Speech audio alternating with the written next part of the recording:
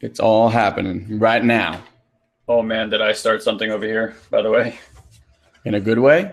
Yeah, I think so. It's got some negative feedback on it too, but in a good way, yeah. We have a lot of rape and rape-like situations happening here In where? in our community. Oof. And I made a really so we have a group of like 2,000 people, and I made a post of basically like calling out men and telling them to get their shit together, or we're coming for them.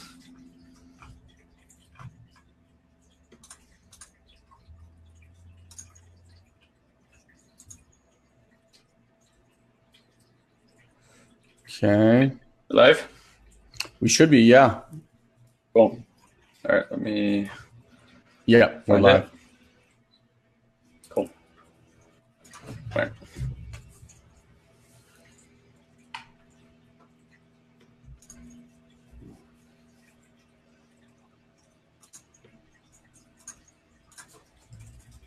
I'm going to shut down Skype just to hopefully give this more juice. And then share this to my wall.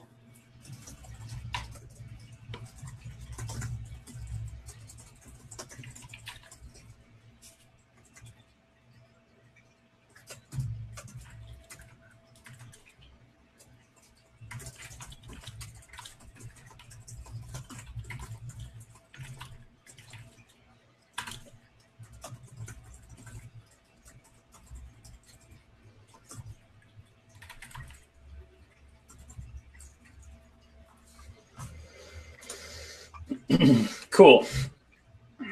I'm all shared. Okay, I'm just sharing now. All right, sweet. All right, man. All right, we'll give it a couple minutes. Let people come in and say hi. If you guys are just joining us, feel free. Just say hi. Let us know where you guys are from. I'm going to give this another minute or two just to let some people pump in here.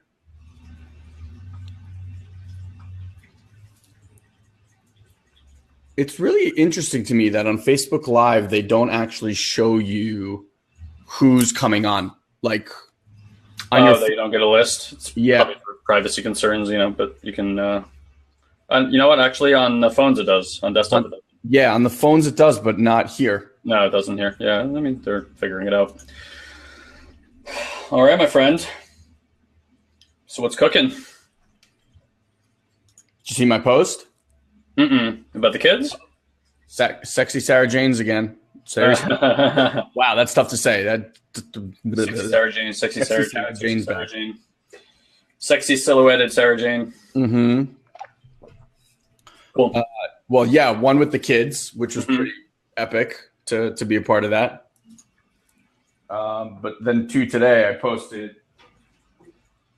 about a 30-day challenge. Oh no. Tell me. I've had my head down all morning. So I figured you'd jump on it. What are we doing? But what I wrote out was like my goal for the next 30 days and what I promise to do and not do. So I wrote, I promise to work out 5 days a week. This from now till March 1st, basically. I said I promise to work out 5 days a week. I promise to only drink on weekends and when I do in limited quantities. I promise to refrain from eating sweets after lunch and dinner. I promise to get at least 6 hours of sleep every night. I promise to do mid-month and end of the month check-in and to call myself out publicly when I break a promise. And then just invited people for the challenge. I like that a lot. I am doing all of those except for that last one already. So except for which last one? Check-in on the beginning and the end of the week. Well, not even the beginning. I just said at the mid-month point and at the end of the month.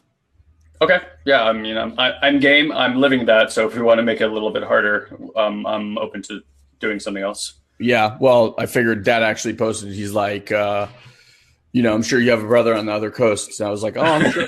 I'm sure he'll post. Sure. Okay. Done. You got it. What inspired that action? So that's kind of what I wanted to talk about today, actually. What inspired that action? So for those of you guys that don't know by now, I'm in love with tennis. And if you haven't watched the finals, then just mute your ears or do whatever you got to do. Do the la, la, la, la, la. But Roger Federer at the age of 35 after not having won a major in 7 years. No, sorry, 5 years since he won a major, 7 since he won the Australian, won again, and he beat Rafa, which he hasn't done in ages. Okay. And I was just thinking to myself, like, he had back surgery, knee surgery, like all these things that, you know, were hindering him. He kind of walked into this tournament without really, like, his goal was to basically make the quarterfinals. Like that's how he showed up. And then as it kind of rolled his way, I think he just started believing more and more and more. And here he is holding up the cup, right? So I was trying to think to myself, like, what's the biggest difference maker in people that actually can go out and produce these amazing results versus those that just talk about it? Okay. And what are your feelings about that? So what I basically, you know, I kind of went back to like the fundamentals of what we talk about all the time, which is that to do things on your own will produce very, very little results. But when you create accountability and you create it inside of community, it's like a whole different ballgame. Sure. So yeah, I was literally like, I just finished a workout and I sat there and I was like, okay, well, I feel like really motivated right now. And I know that, you know, shit happens and like that motivation goes. So it's like, what could I do right now that would make the biggest difference? And then I basically took a picture and made that post. And I was like, I'm just literally going to put myself out there and grab the accountability of the community. And make it happen. So that's basically where the post came from. And what's your ultimate goal? And what is something that would tell you that you've achieved that goal as far? Because it sounds like it's in the world of tennis and the play, so the physical and all that other stuff is in that space. What is the ultimate goal for you? So for me, it's really, I mean, like people were posting in the thing, like, you know, you're super ripped and this and that, and I'm like, it's not. Honestly, it's not. It's never really been about what the body looks like. I mean, it's a little bit about what the body looks like. but you know, like you and I, But look, no, I mean, I'm with you. Look, at the end of the day, you know, like how often does somebody actually see your body? Mostly it's, you know, under wraps. I mean, for me, I'm definitely much more motivated by the psychological impact of working out than I am by the physicality of the workout. Like, you know, like lifting heavy objects is not a practical day-to-day function in life unless that's what you're doing for a living. The way that it stimulates my brain, endorphins, how it personally feels, you know, like it's just like yoga or anything else. When you put presence of mind in the body, building muscle tissue in the body allows you to be extremely present of things in your body, like how you're holding your abs and, you know, like chest and like open and all that kind of stuff. So I've always believed that connection just increases consciousness. Yeah. And that's a big part of it for me, but I can't lie that I don't enjoy having a good body. Listen, I agree with you. And I just don't think at this point in both of our lives, maybe I'm just speaking for myself, I don't think it's the thing that motivates me. You know, like Clear. I've had 6-pack abs for the last decade. Like I'm not like, oh my God, I have a 6-pack. It just doing, you know, like there's a symbolicness of it, I guess, for me now. Whereas like I'm not willing to go below a certain threshold. And as soon as I see like it teetering a certain way, I'm just like, F that, no, back, you know, game up. But for me, honestly, there's the mental aspect that comes with it. And I'll talk twofold about it. One, we as a human being perform better when we are in shape, when we take care of our body and we take care of our mind, we put good fuel in there. Like we're just in better shape, right? Are you frozen on me? No, I'm good. Okay. Because you're frozen actually on the Facebook from what I see. Guys, are you still hearing us or is it? It's fine. No, it's the same thing for me. Like it's freezing. I think it's just the buffer, but it'll be fine. Got it. Okay. So that's obviously one. The second thing for me, and this is why the challenge I think is interesting, and I will say that anything that you want to accomplish in your life, if you can kind of create a challenge, a community, and accountability around it, I like challenging my mental capacity to do certain things. Whether it's like willpower, you know, so one of the things for me, and this is why I specifically put that thing about sweets, like I have a massive sweet tooth. Like for me to end a meal without a bite of some chocolate or chocolate and peanut butter or chocolate and almond or whatever, it's like my brain doesn't know how to handle it. It's always like, give me the chocolate, right? So just that, even just that of being like, okay, no, for the next 30 days, none of that. Like you don't get that. I want you to make a distinction between doing something through willpower and pushing it and making it happen and the do versus why you feel called to or having that be effortless. Cause like I can relate to that. And I feel like I can't say for like 100% of the time, I've mostly broken my addiction to that kind of stuff. I think a lot of it is just understanding there's a biology involved here and like anything else that's going to create that. If you know, remember Ileana? Yeah. From Landmark? So she's like, I think like 6 months without a grain of sugar. Wow. Right now. So if you actually want to reach out to her, it might be interesting for you to just like get insights from somebody who's like literally taken themselves off all sugar. I mean, even like fruits and stuff like that. I think that's a little extreme. However, there's without a doubt insights that are going to come both physically, mentally, and all sorts of other stuff that are going to show up in that space. Yep. It's also just interesting to notice because there are different ways to cut those cravings without having to feed that. Because at the end of the day, it really is just like body needs sugar, brain goes like, yay. And then you're like done with the experience. And I'm sure you get to, you can transmute that for sure. Yeah. So here's the thing, and this is what I want to just say, like, I'm not of the extreme nature. Like even in the post, I'm not like, oh, I'm not going to drink this month. Yeah. I know I will, Super Bowl's around the corner. Like I'm going to have a few. I know that a lifestyle for me of just cutting out sweets and chocolate and stuff like that, not realistic. Like I'm not interested. I don't want it. I enjoy desserts. I fucking love desserts. And someone can tell me all the good and bad about sugar and this and that, and I'll agree with literally every single thing. And it makes no difference. It makes no difference because for me, my life is about balance. Like I want to enjoy the things that I enjoy. And yeah, someone can tell me like, alcohol is a poison and it robs you of this and it robs you of that. Yeah. And you know what? Like I love really good wine and I love really good beer and I love really good brown liquors and like handcrafted with love cocktails. I don't go out to get trashed, but like I'm not willing at this point in my life. And maybe, 3, 5, 10 years from now, we'll have a conversation and I'll be the one being like, get off the sauce. But I just believe in balance. And that's why like these, kind of these like 30-day sprints of sorts. We both live super healthy lifestyles and we do, I'd say like 90% of the time we're living at that kind of like really, really high performance. Sure. I just think it's interesting to mess with both the physical and the mental at times just to see what happens.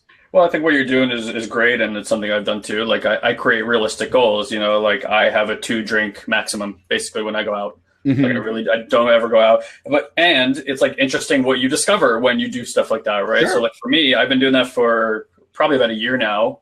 I'm not saying I there's never a time I have more than 2 drinks, but it's like a rule of thumb. Generally, I don't drink during the week unless it's like some special occasion to do that. Yeah. So what I found is that like 2 drinks is like the perfect place. Mostly we drink and then we drink and then we drink and we drink and we drink. And it goes from like, oh, this is like nice and enjoyable to like, it goes over the top. And it really came from, for me, I was doing research on keeping the body in a kinesthetic state. Yeah. And the guy had just written stuff about alcohol, and I was like, oh, okay, it's interesting to look at the biology of alcohol. And I was like, one drink does that, two drink does that. And I was like, okay, well, really, what is it that I'm looking for when I have a drink of alcohol? You know, people say relax, but it's really a depressant. And then I'm like, and one of the things he mentioned is like a state of euphoria. And I was like, okay. So he's like, well, at drink 2, you're in a euphoric state. Past that, you actually go beyond euphoria into whatever the hell that is, right? Yeah. So I'm like, well, honestly, like I can be committed to euphoria. So like now when I drink like one drink, there's a compounding effect with alcohol. And generally when we drink, by the time we're on to the 3rd drink, you haven't even really felt your 2nd drink. So it's like I've let myself just like sit, and it's just amazing how it's just like the perfect place. Like that's like the actual moderated, happy place for alcohol. And then it starts becoming something else. So it's kind of like reprogram my brain. Like I don't even really want it. And I'm the same way as you. Like I never think of alcohol as like, oh, good. Like, when I am dealing with like heartbreak and all that stuff. And one of the first people do is like, let's go get a drink. I'm like, it's the last thing I need. Yeah. Because I'm not like trying to pull myself out of state. That I actually felt like that would prolong the process and perpetrate it and like all these other things. And I'm like, why the hell would I put a depressant in my body when I'm like dealing with depression? Sure. Like it's like throwing a candle on a gas fire. So it's just not my way. I have found myself since Vipassana, honestly, limiting everything, including food. And it doesn't occur like a limitation, right? Like relative to where I was before. I eat half of what I used to eat. Mm-hmm. I mean, for those of you guys watching, November, so on my way to Vipassana, like last year, that was November of last year, not last year, the year before, actually, crazy as that sounds. I was already kind of like had made a choice in my mind about like my health in a different way, and I was working towards, but I've dropped 17 pounds in the last 14 months and like totally stable, no yo-yo effect. And I want to show you guys, like I did that just like Elon's doing that. There was something that became important to me, and it's been like nearly effortless to get in this kind of shape and this kind of health. And I didn't try to like drop 15 pounds at one time. If you kind of average it out, I've lost roughly a pound a month over time. Now, granted, I didn't, I was in a fairly healthy state, but I didn't have unrealistic expectations. It's just like a context for an increased well-being over time. Was your goal though ever about losing weight? No. And I weigh myself, and it's definitely like, even when I weigh myself, I'm like, oh, that's all ego. It's just like for me, it's like a false indicator. Like when we talk about marketing and they have key KPIs, which is like key performance indicators, there's certain things that are just false indicators that people teach all the time and have you focus your energy and time on. Like weight is the worst indicator of all time. For some people, like if you gain some weight and put on some muscle, you're gonna be heavier, but you're gonna look amazing in comparison to how you look. You're gonna have shape, you're gonna have an ass, you're gonna have all these things.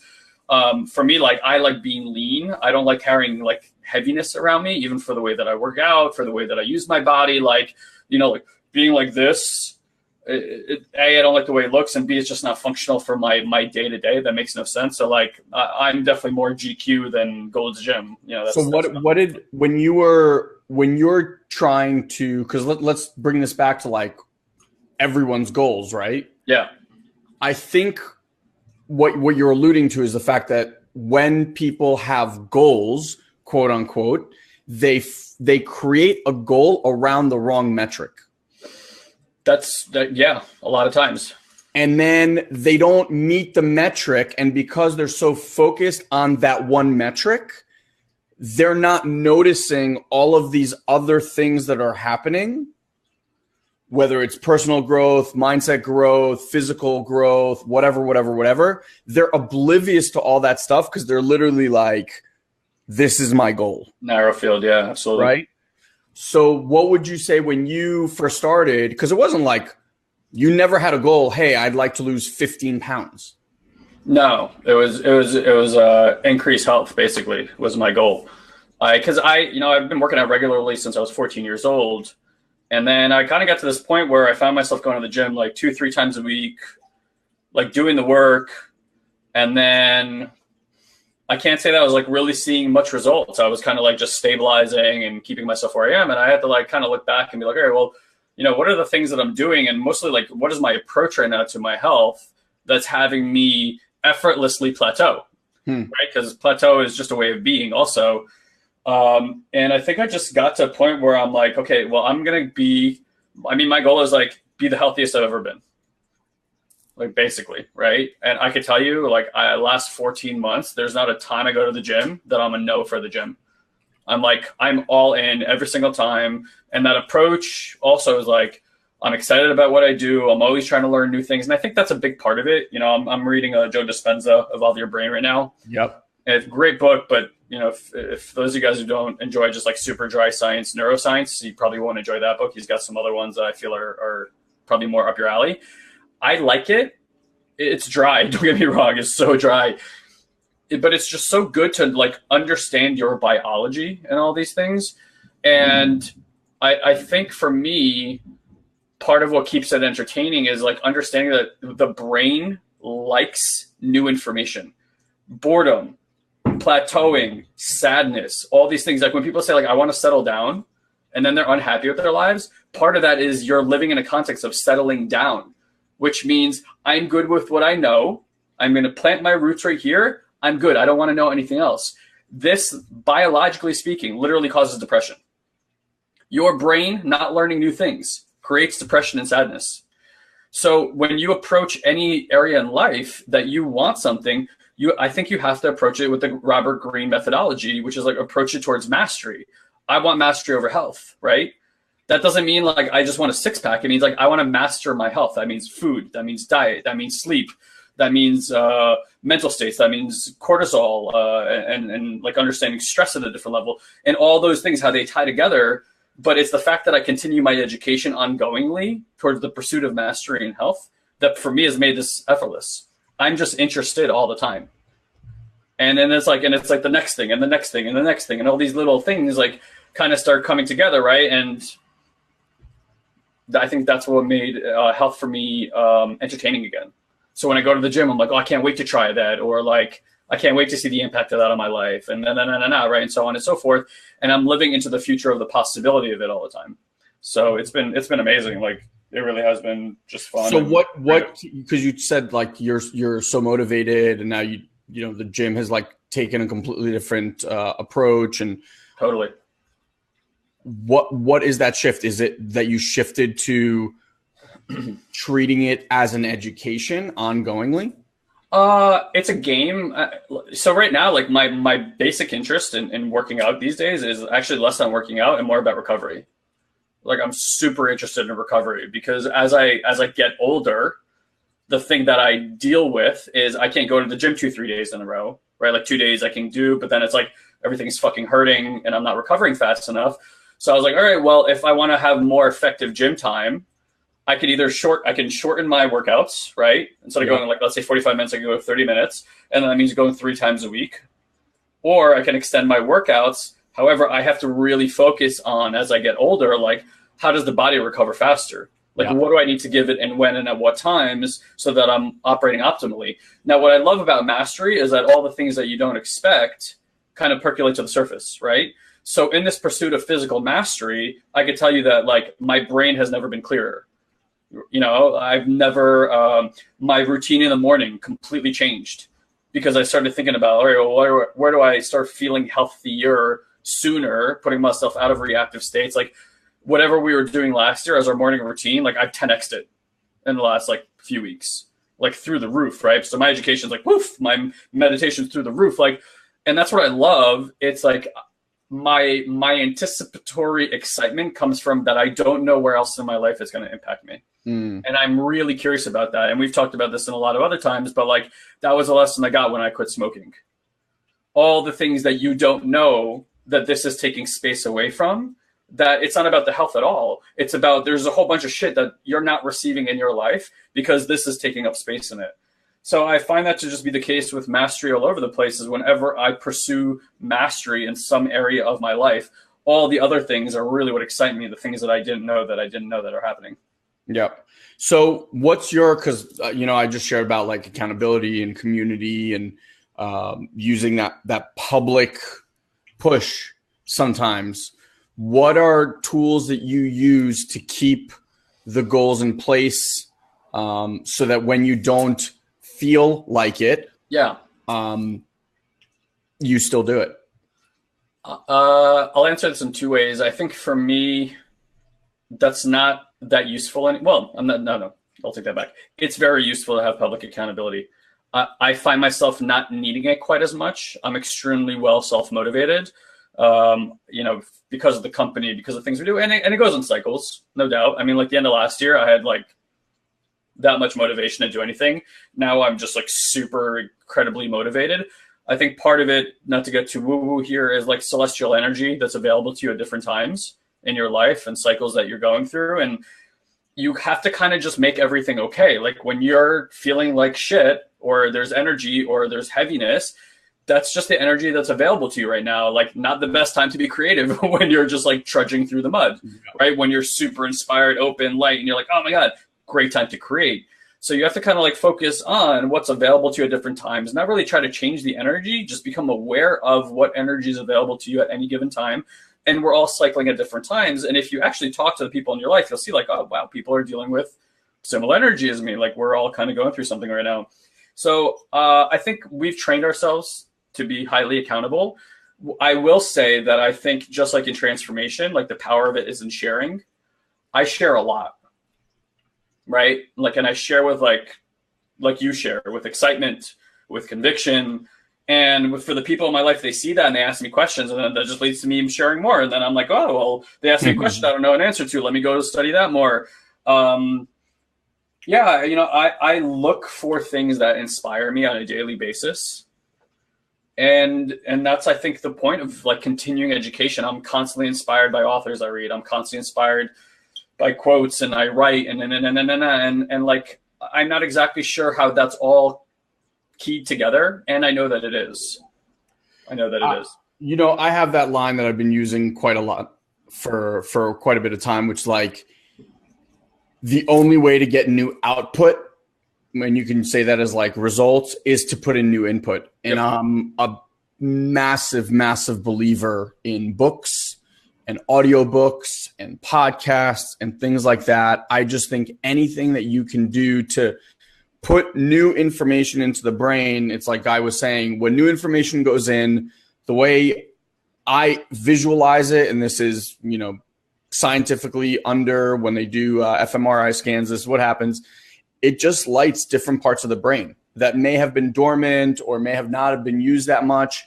And when that happens, that creates excitement, that creates dopamine in the body, that creates all these good physiological juices are flowing through the body. Now you can make yourself really addicted to gaining new information. So the same way that a lot of people, and some of these people in your life, they're constantly angry or constantly frustrated or constantly depressed or whatever it might be. The truth of the matter is that they too are addicted to the chemical reaction that is happening in their brain. And so they'll perpetually put themselves in certain scenarios time and time again to get that addiction met. Mm-hmm. So what you're trying to do really is alter these addictions and create addictions that serve you and move you forward and make you the functional human being that you want to be. So one of the things that I think, and this is not that recent, just, to call one out on myself, like I hated reading books, just absolutely hated it. It wasn't really till Guy and I started SatoriPrime, and more so when I started the podcast, that I became addicted with reading books. So I think that's a really good thing to talk about, because there was a contextual shift in terms of how you needed to show up in order to fulfill on the goal that you had set, right? So it wasn't like, I'm going to start a podcast, it's time to read a lot of books. It's like, I'm going to create a podcast. So I read a lot. It needs to be about something, right? No, and so on and so forth. Listen, it's this, I remember I said to you, you're like, what's the outcome of the podcast? And I said, at that point, SatoriPrime was really just about marketing. At least in the world out there, everyone kind of knew us as like Facebook marketing people, marketing products. Totally. Everyone asked us to consult them and talk to them about marketing. And while we loved reality. Say it again? I said perceived reality. Yeah. And while we loved it, don't get me wrong, it's just that there was so much more to us. And specifically for me, I almost felt like we got boxed into this place where we could only share about that stuff. And it was like cutting off a part of you. And I was like, well, that's boring. So I remember I said to Guy, you're like, well, how are you going to monetize it? I was like, you know what? At this point, it's not about that. It's about being able to share other areas of our lives. And I just knew that if I had to come out with content every week, 2 episodes at a time, that was going to push me to learn more, listen more, grow more, put in more input, which for me, selfishly, was amazing. So I think that's why it goes back to kind of like that public accountability. The podcast was released every Monday and every Thursday. And by the way, for those of you guys that have emailed me and asked me and all that stuff, within the next week, the new podcast will be released. It's already loaded, has a bunch of episodes. We're really just holding off on getting our website done so we can load all that stuff up. But in any event, I find that when you put yourself in a situation where other people are expecting something from you that you said that you were going to do, it's not like they forced you to do it. It's not like any of that. It's just that they're counting on you to be here. It's why we started this Facebook Live, guys. Like, we know that this means that every Monday at 3 p.m. and every Wednesday at 5 p.m. Eastern Standard Time, we're going live, right? Meaning we need to put more input. We need to be on top of our game, and we need to show up. Mm-hmm. So it kind of builds this structure, if you will, that you don't have the wiggle room, that you don't have this slippery back door where you can just be like, I'm out. You never want to wiggle anything in the slippery back door. I know. As I said it, I was like, God damn. Oh, that's not where I wanted to go with it. But yeah, well, very spiritual. Yeah. So that's, I would just say, like, whatever, every one of us has goals that we've spoken about doing, but haven't really had a lot of momentum in there. Something that we keep talking about, but we don't really know how to take that first step. I tell you that whatever that is, if you start looking at that goal, it's going to be one of these things. It's going to be that the goal itself is too specific to, like, with weight, too specific to losing 15 pounds. Why do you want to lose the 15 pounds?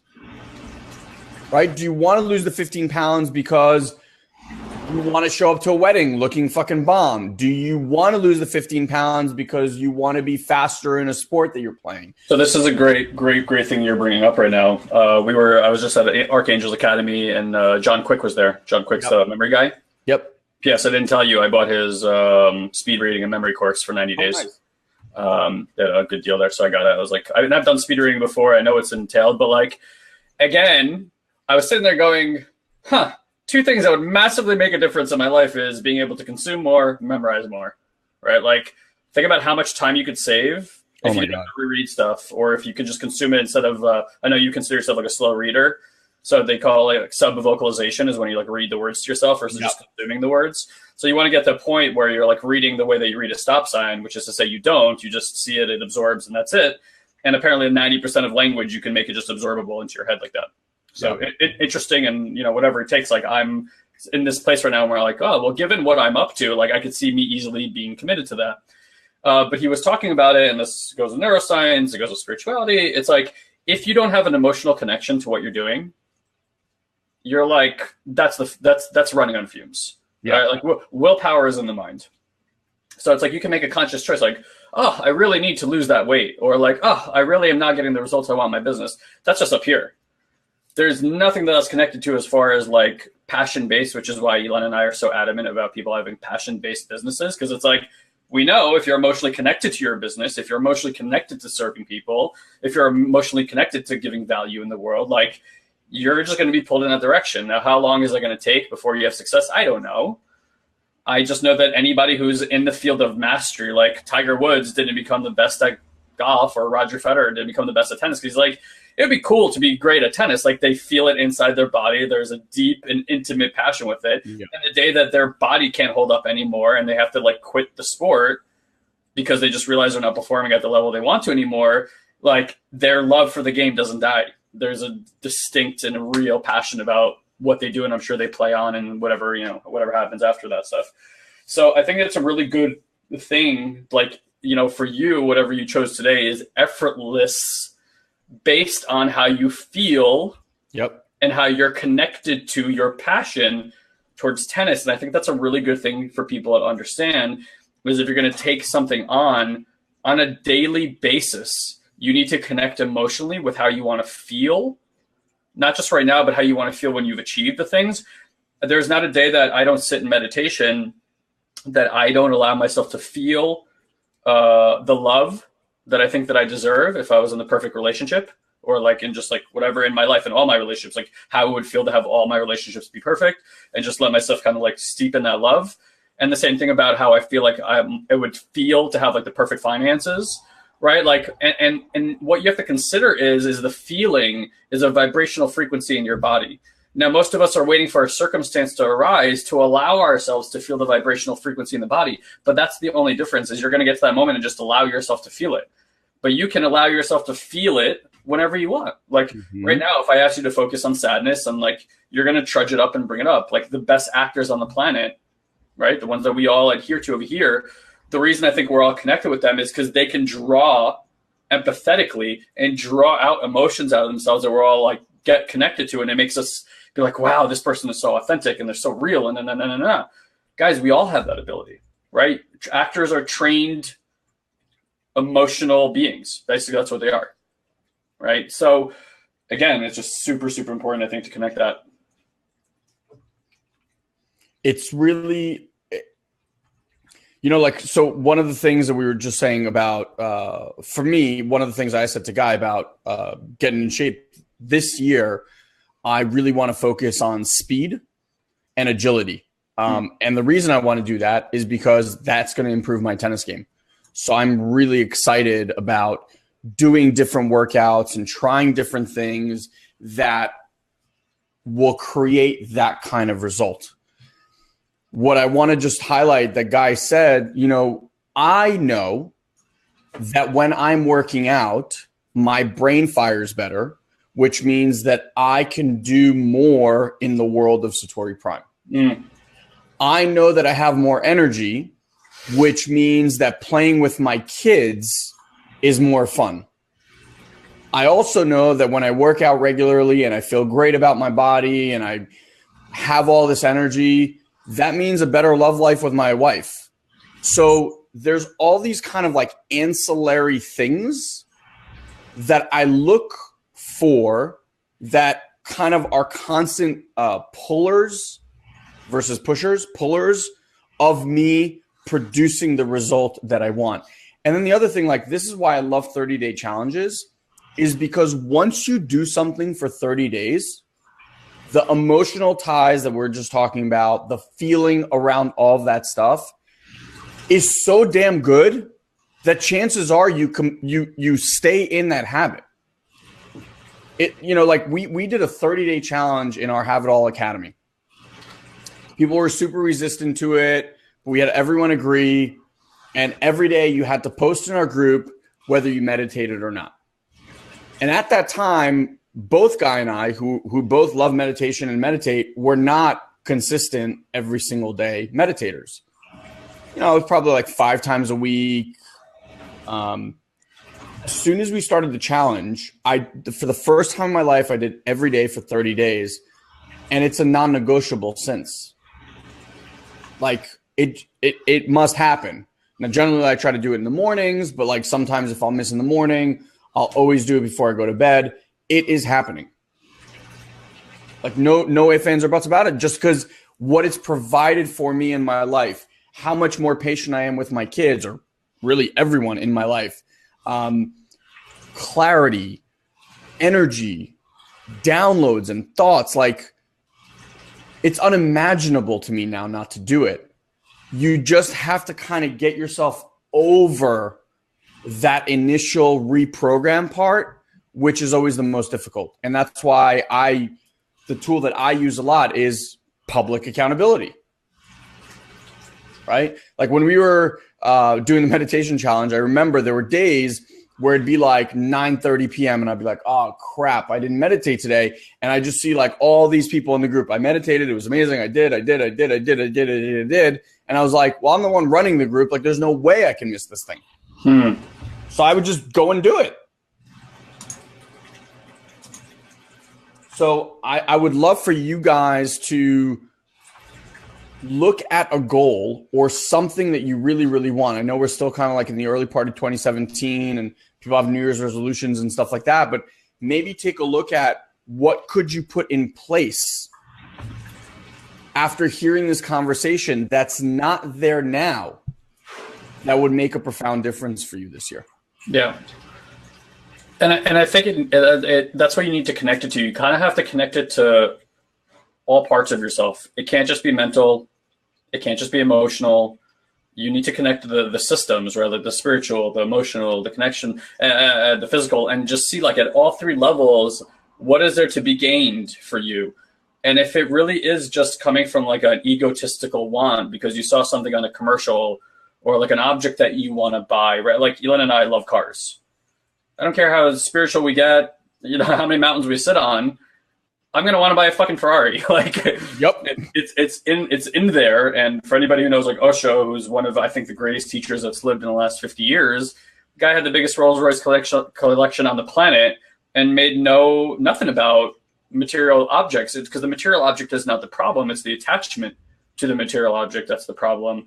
You know, so you have to like look for yourself, like what's beyond that? What can you connect to in a more profound way, right?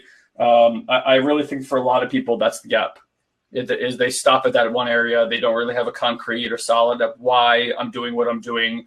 And then they're like surprised when they kind of like run out of fuel or they, don't come through and stuff like that. So I think in the beginning, like Elon's saying, having public accountability is great because biologically something we can't overcome is like our wanting to look good in front of people. And it doesn't look good when we give our word to something and fall back on it. And, you know, it's interesting because generally we pick friends, or I think most people pick friends that just don't call you out on your integrity. It's kind of like an unsaid agreement. Like, I won't call you out on my stuff. You don't call me out on your stuff. A friend might not be the best person. Yeah. They might be too close to you. They might be too like, you're okay, I'm okay type of thing because they don't want to get called out on their integrity. It's one of the reasons you want to hire a coach. Exactly. Right? It's one of the reasons you want to have a person in your corner that's like, hey, look, no pass. You know, like that might fly with everybody else, but like you hired me to like hold you to your integrity. And that's what a coach does, right? We honestly, like most people know the answer for themselves. When something's not working, you know, they might beat around the bush. They might not speak directly about it.